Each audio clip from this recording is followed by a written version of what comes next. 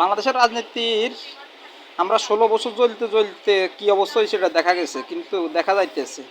আর MLA ক্ষমতা উৎখাত করে এমএলএ রাষ্ট্রের কোনো প্রধান এমএলএ চলে যান, কিন্তু এমএলএ গেছে।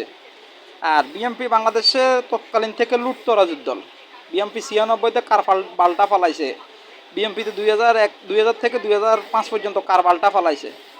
তবে কোনো সেনাপ্রধান বা কোনো সেনাবাহিনীর কোনো সদস্য, কোনো বাহিনীর কোনো সদস্য যদি লিয়াজু করে বিএমপির ক্ষমতা দেয় বা নির্বাচন কমিশনারের কোনো সদস্য, তাইলে তাদের বিচার হইব, তাদেরকে ডাইরেক্ট কাঠগড়াতে লটকানো হইব। আর এছাড়া যে পদবিতে আছেন ওই পদবিতে রাষ্ট্রীয় সম্পদ রক্ষার দায়িত্ব পালন করেন, কিন্তু এছাড়া আমলিক জিগা যেখানে পাইবেন ওইখানে মারি মারি রাখবেন। কারণ আমলিক মারলে এখন কোনো নির্বিচার হত্যা করতে হবে, কারণ আমলিকেও নির্বিচারে স্বাভাবিক মানুষ, সাধারণ মানুষ মারছে। বিভিন্ন ধরনের আন্দোলনকারী বিভিন্ন সাধারণ মানুষ মারি খেয়েছে ওই টাইমে নির্বিচারে।